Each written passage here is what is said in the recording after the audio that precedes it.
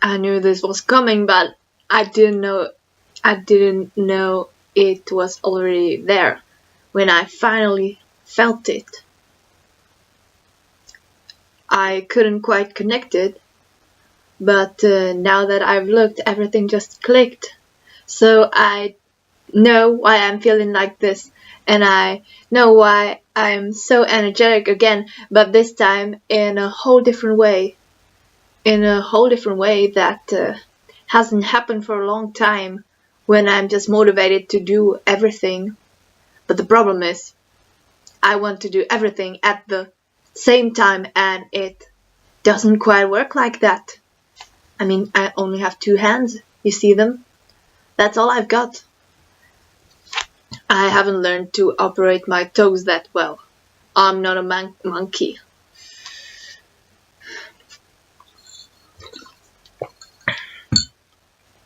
And another problem included in all of the little symptoms of this problem of mine, of this momental problem of mine, is that I feel like speaking, just like speaking. I don't know what to speak about, and I don't care what it's going to be, but I just know that if I had somebody over here, I would just talk about total random bullshit, just to keep my mouth running, just to remind everybody that I am here, that I have something to say, that I have something to share with the world, that I am the shit and nothing could go wrong, because that's the way I feel right now, and it's extremely liberating, but what's the point? Can't focus. And right now I'm just thinking about how funny it is that every single one of my videos, which does not have a topic, a concrete one, starts with my feeling the day I'm recording it, and then I speak a bit about myself, and then I speak more about myself, and then I speak even more about myself. And what the heck is this? Why don't I just write a damn diary? Which reminds me, I used to have a diary when I was 13, 14, 15, 16. The last time I checked it, it was this thin. I mean thick. But, you know, just to summarize all my thoughts of all of that time and write it down, it's actually thin, because it should have been thicker than the Bible. I mean, with all of the stuff that was censored and that did not make it to the official version. And all of that multiplied by 666. And that probably would have been more accurate. And another thing, well, I guess that the people who know, they know what it is. And they know what I have not mentioned from all the symptoms, and they are going to guess in their head what it might be, what might come, and what I feel right now, what I feel today, what I've been feeling since the morning, and they know I'm going to say this, and what I'm going to say is I finally found the hype to return to my writing again. And what I found an even more interestingly strong hype about is the construction, the making of my own artificial language, which I started several months ago. Quite ambitious. Every time I get an idea, I get quite ambitious, and then of course I don't finish. But I'm not 14 anymore. I've learned how to stabilize myself a bit, and of course I will get distracted. I get distracted all the time. I think the problem in the Czech educational system with high schools and the final exams actually is that even though we show by making it, we show our specialization and what we're good at, because in the schools which teach all of the subjects, which are not all of them, but But in the schools that have all of the subjects, we just have check, and then the other subjects we can just choose. And by choosing them and proving to the people, to the commissioners and to the teachers during the exam that we are intelligent and educated enough to actually pass and be good and be rated with a high score, is just showing them that this is what we're good at. And yeah, that's why I have Czech and 2 languages and art. But the problem in my case is that it's something that we have to prepare for from September to April and May. Just this one thing, this one main goal that we have to focus on. And this is the essential part of every 4th year person's being. And every student who is in the same year as I am just knows the struggle. And so to finally get to the problem with me and people who function the way I function, is that it's way easier to have several small tasks to focus on, and just to do something and then do something else, instead of having something big coming.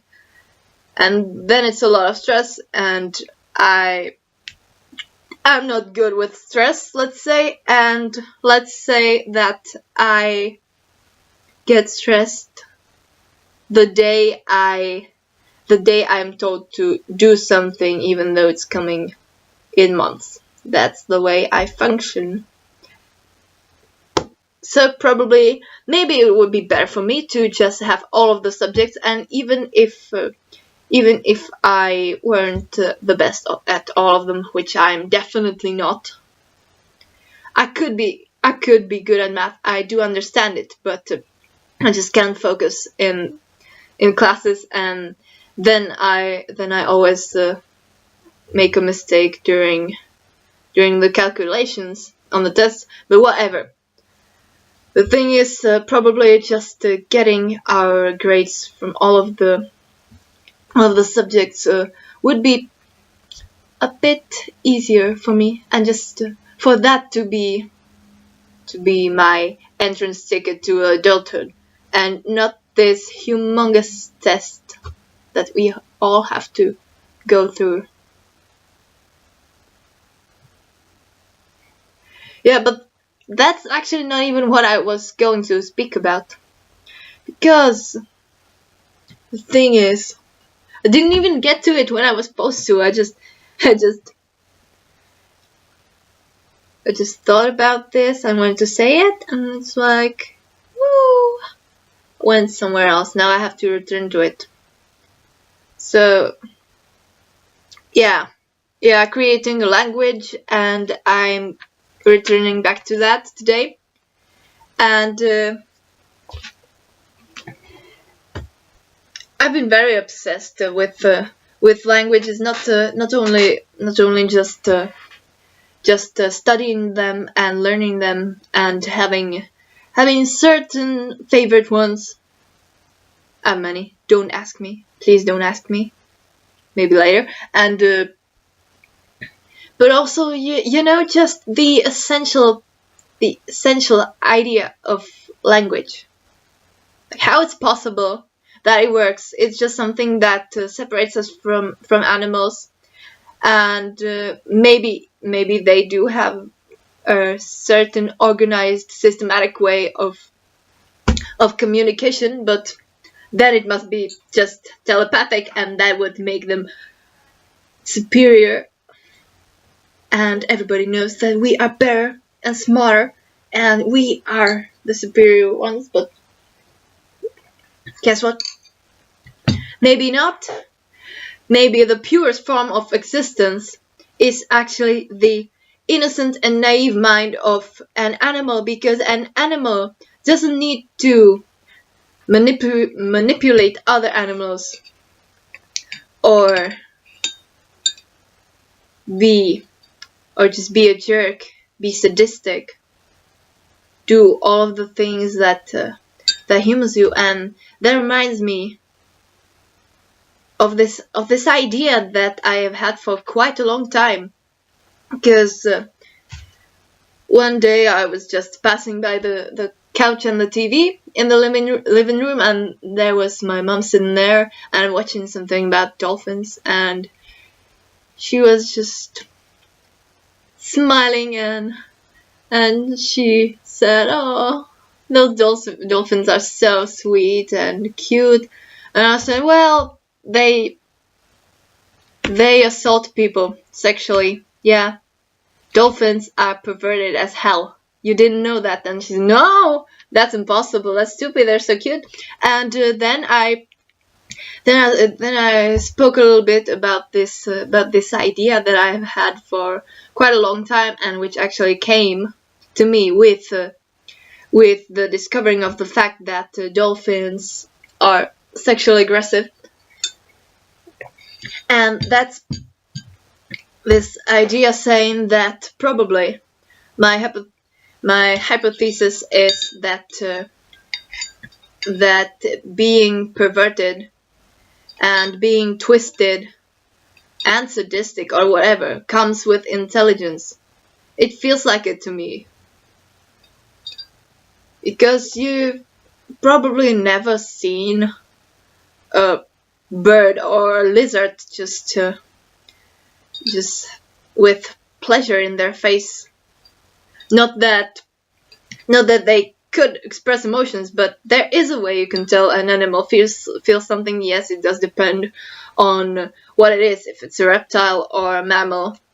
But I don't think they feel good while they're killing some other animal. But looking at these dolphins, and they're also intelligent, and then look at humans, what humans do, and some of them even like it. That makes it really seem like it might be like that. It's just based on me seeing it and seeing this and seeing that, and I don't know. I'm quite used to using induction in just perceiving everything that's around me, just watching real life examples. My mind tends to work in a way that just makes assumptions and general ideas based on what I see, based on what I put together, and that's also the way I like to learn languages. I couldn't learn just by memorizing grammar charts, and I know that we did that a lot in elementary school. That the teachers absolutely knew nothing about the way they should teach us languages. It was a total fiasco. There was this teacher who was so depressed she didn't care. It was probably only a job for her. We could see her often just being near to mental breakdowns in our lessons. Even if we were doing nothing wrong, she'd come and already be like neurotic. And this person was supposed to teach us the English grammar, and this person was supposed to give us something new and to prepare us for communication with foreign people and everything. And that's not the way. That's absolutely not the way. She would just always write down something from a grammar book on the board, and we were supposed to write it down in our exercise books, and that was it. It taught us nothing.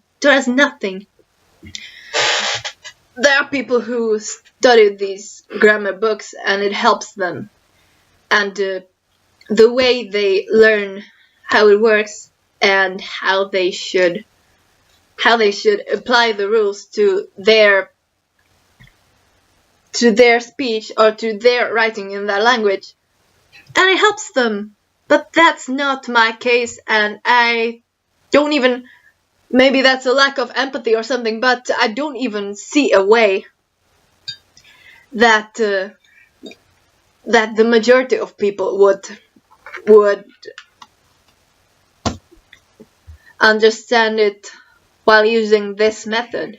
It's way better to have something practical and to just have practice. So what helps me is for example reading articles, not articles, just whatever pieces of text, and seeing the words in the form that they appear in, and then I can just see all the circumstances in which the word is used this way, all the declensions and everything, all of the rules and all of that, and then I make assumptions, and then the time to open a grammar book comes, and the time comes and I open it and I check whether I was right or I was wrong. If I was wrong, I just look at what I made a mistake in, and then check the text again and just realize my mistake and relearn it. And it's not like it happens often to me. I'm careful. I'm not that quick to make assumptions. I'm not quick to judge, and that's how it works in learning. And that's something that some of the teachers just cannot work with, because basically I think actually most of them were less smart than me. And maybe it's a bit disrespectful to say. I wouldn't have said it in elementary school. If somebody had asked, yes, I would. But, you know, it's not like me that just come to class, and when I see that I'm smarter than the teacher, I don't need to tell them. It's got nothing to do with humility or respecting the teacher. I only believe in natural authority. But the problem is everybody is my natural authority till I see that they're a sack of shit. And as soon as I realize they're a sack of shit, I look at the good side of things, and in my head I write down the list of reasons why they're not a complete sack of shit. And then I act normally, I act fine, I'm diplomatic, till it comes to the very topic or the very situation where they become a sack of shit. And then, depending on the intensity of them being a sack of shit, I am respectful and respectfully tolerate it, or just react to them being a sack of shit. And some people do deserve to get punched in the face sometimes, but that's for their behavior. That's for them being disrespectful and everything. If somebody is more stupid than me, they're more stupid, and if they're speaking about something they don't know anything about, I could correct them and explain to them why they're wrong. But that does not mean that just because I'm smarter, I'm going to just shove it down their throat. Like, what am I? A fascist? Do I believe I'm better than them and therefore I should rule them? Maybe deep down inside, but also, I mean, I have empathy, dude. I'm not stupid. There are so many human traits that are just noble, very positive, and very beautiful, which I don't have. And the majority of people have them. And applying all of this logic, that would mean that actually if it was to measure these certain traits, I would be the crap, and I would be the inferior one. And the problem is really just everybody has different criteria. Yeah. Another idea that completely got lost in all of my words, because finally I feel like I always got something to say. And what I meant to mention a bit, so this language of mine is not going to be anything official, used for any communication among people. I don't want people to actually learn it. I don't want it to be anything famous. I just want it to be this specific way of my communication, mostly with the people, which just can be used in order to prove that the person who understands it is closer to me in a way, on a personal level. And the way I chose to start creating this is just these words, just adding them to normal speech. And sometimes somebody will hear something, and when I explain it to them and they realize it's a word that I use, they may remember it, especially if they hear it a lot. If they hear it a lot, it means that they're around me more often. And I want it to be something emotional and something that also defines me. So there are some feelings and like states, psychic states, and maybe even like colors and all of this that's connected with the perception through my eyes, the perception of the world, and all of these feelings which cannot be named or described by normal language. And that's why I'm starting with them, that they're important and I have words for them. I'm starting with creating words for them, and that's based on intuition, I guess, and this surrealistic method of working, of just letting my mind create it on its own naturally. So the feeling or the object, just the subject of my looking at, of my perception, of my whatever, is described by a word which just makes me think of it, or makes me feel it just by its sound. Its sound is one thing, and the other thing is that it has its own alphabet, and the sounds are also augmented and helped by the fact that there are more phonemes than in all of the languages than I have ever worked with, which makes it kind of interesting, because I don't even know if the people who know me will be able to pronounce it the way it's supposed to be pronounced.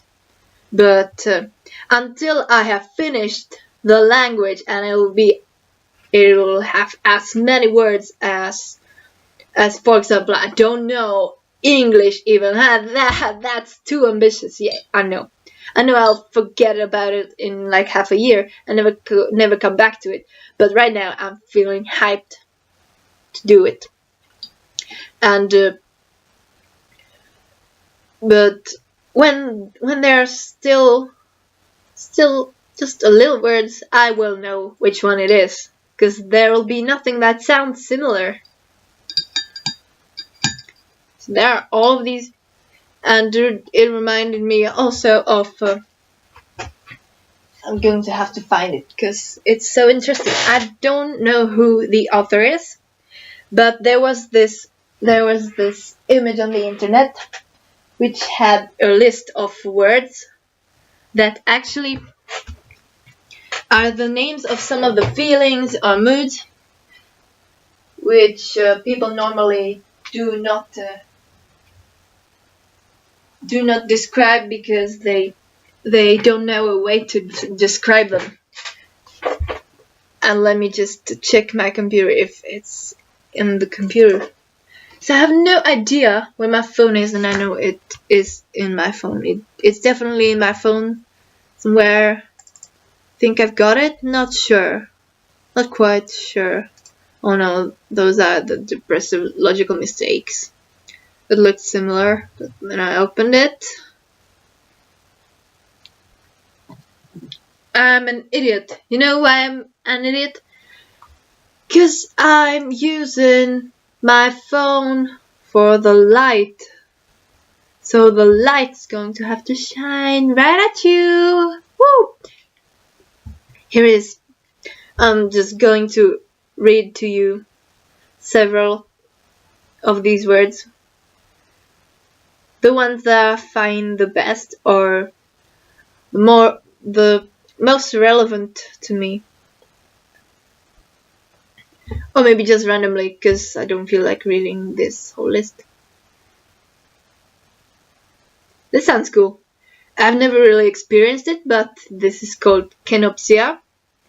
And it's defined as the eerie, forlorn atmosphere of a place that's usually bustling with people, but now is abandoned and quiet. And that's really deep, because I could totally imagine it now that I've heard a definition. And to me personally, the word kenopsia does not sound like it. Doesn't work for me. The beauty of subjectiveness, the beauty of relativity. Yeah, this is a German one. It looks like German. Rückkehrunruhe. The feeling of returning home after an immersive trip only to find it fading rapidly from your awareness. Never felt like I needed to define that. But I have experienced it actually. There are always some highlights. Some highlights of what you have just been through that you remember for the rest of your life, but there's always this feeling like this is unreal and this didn't happen. And sometimes when I feel like I'm on drugs and I have this derealization, when I just feel like I've just woken up and the past period of time has not happened at all. And the last time it happened, it was the most druggy feeling I ever had. It was so intense. I literally thought that nothing had happened and that I was 16. That I was 16, not again, but still. Not again, but still. I was still in second year in school, and I was still going through that certain part of my life, and it was really strange. But what's even weirder is that at that time, though I felt like I was on drugs, I felt a real craving to actually just lock myself up in a room, because I could never lose control on some substance, even alcohol, if I'm in an unsafe place where I know that I'm not in control. So I didn't even feel like going anywhere. I just felt like locking myself up in my room, taking a drug, and floating up, flying off to nowhere, to elsewhere, or to just to the end of the universe. Though I felt like I was on drugs, and I know that a person like me would actually feel a drug in a way more schizophrenic and strong way than somebody else. Not anybody else. There are people who are even worse at this, but I know I would be like that. I know that I'm sensitive, and I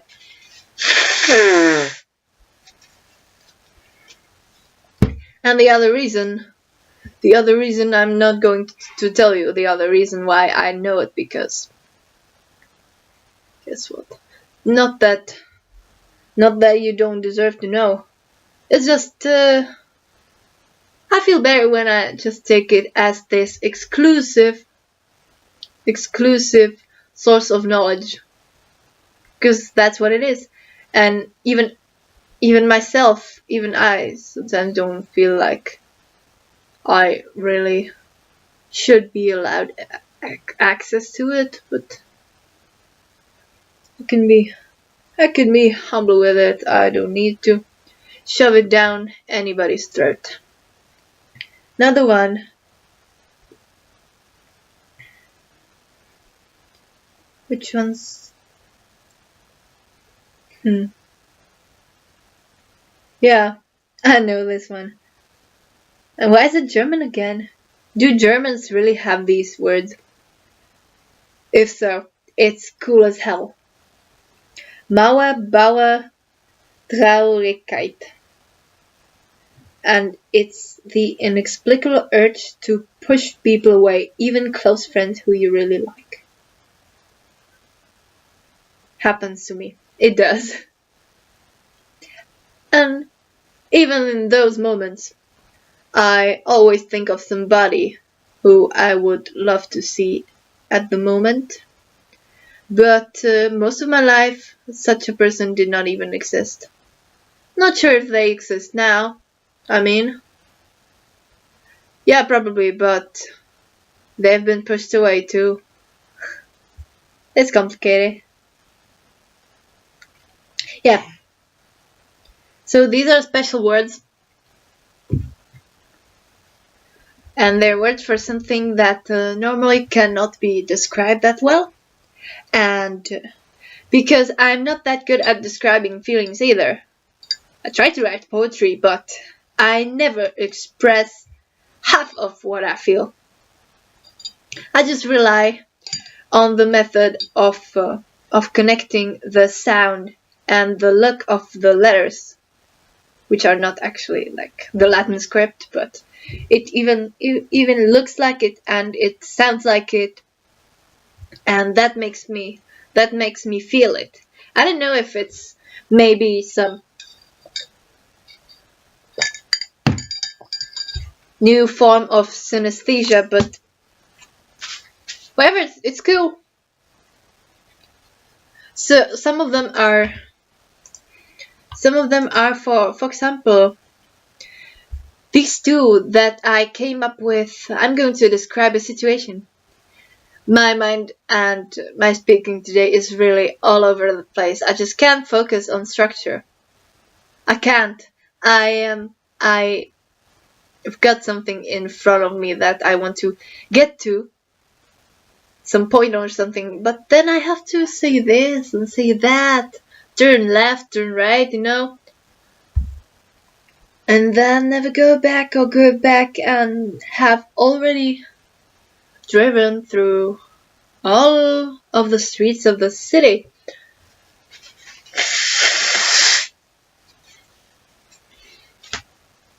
Yeah, so for example, when I was in a train station and just waiting there, and it was already dark. It was about 8:30 in the winter, about a half month ago, so it still gets very dark very early. It was already dark. It felt like it was night, and I had just arrived, and I had just gotten there from home, and I was waiting for my BF to come and to come to the train station, and I'm just walking back and forth in this strange kind of mood. Then I started speaking to myself. There's nobody around. I was speaking to myself, like in a weird sort of trance or something. And I think I was actually in a subconscious manner, speaking in this inner language of mine. It was just random gibberish, but I knew very well what I meant to say and what I was saying, and I don't remember it anymore, but I think probably maybe when I've made those words again, they will be the same as the ones I'd said before. And actually, what I'm planning to think more about when I have this longing to be very philosophical is, do people have their inner language? Because I feel like that's what I'm doing. Like I'm making it real. I'm giving it structure, but the way I'm doing it is very spontaneous and very natural. It feels to me like everybody has this sort of thing, like probably getting into a certain kind of trance would, if it made them speak a language, and it would not be this past life experience where you spontaneously start speaking a language that you had that you spoke in your past life, which I'm not even sure that I believe is real. But does that could something make you speak what you really feel inside with no, like if it's just the words and sounds that are natural to you, or if it has structure already as you're saying it and you just don't realize the structure. Am I giving this structure by thinking hard? I don't think so. I just make it up in a way that feels good. That feels like not just good, but I was there. And yeah, back to the train station. Yeah. Just there, walking back and forth along the platform, speaking to myself in gibberish, but knowing what it was, yeah. And I started just wondering about this feeling I had, and I realized I was feeling very, very curious. Yeah, that's what came to me. The word that came to me, and described perfectly what I felt. And saying this in English or in Czech, it just makes it the state of your mind, of your soul, when you're empty inside, but in a way, in a manner that's quite positive, and there's nothing you have to do, no stress, you're just calm. But at the same time, it's not the positive emptiness that you would feel after meditation. It's not even not giving a damn anymore, because that would mean you did give a damn in the first place, which is not the case. It's hard to describe, but I hope that when I'm somewhere with somebody who really does understand me. I'm not sure if I've ever met that sort of person, and I just use this word, körösta, and that maybe they'll feel that way too at the same circumstances, or at the same situation with, or maybe with it described to them, but that they'll understand and they'll be able to use that word.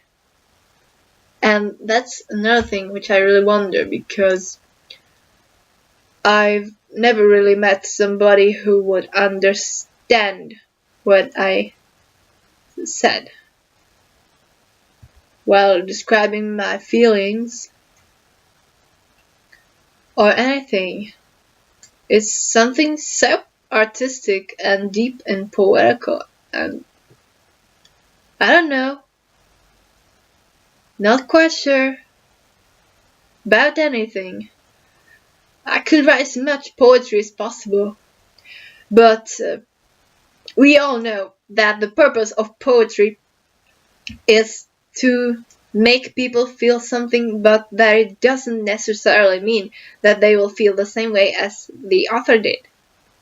Because that's messed up to think so. That would mean basically that we all think we're all the same, which we are not. That's why the poet wrote this and you didn't. And that's why you wrote what you wrote, which I didn't. And is it? I think there isn't. But if somebody understands this word, or they just act like they understand and they use it correctly, and they just make me feel like they actually do understand it, does it mean they feel it the same way? No, definitely, but can I tell actually? Can I see it? Can I see that their perception is a bit different? Or are they trying? Will they try? Will they be just trying? Or will they just have it naturally and just different? Oh, yeah, I'm finally feeling like I've gotten so slowed down and tired that I'm not going to speak anymore. My brain is not stopping though. It's just that I don't know anymore how to speak without sounding like a complete retard who can't even speak English well enough to just speak without stumbling and without stopping, without just staring out of the window, which is right there. So I'm just going to shut the heck up. And hey people, study languages and look at the structure, look at all of it, look at the way it works, because the nature's a genius, and I still don't understand how it's possible that we've got this. It's so brilliant. It has structure naturally, and it works, and it's good. And how does it even work? Like, throughout the history, all of the linguists who just work their asses off to just make this theory that just describes the way it works and all of that, and yet nobody constructed the languages that we naturally speak. Whoa. Bye.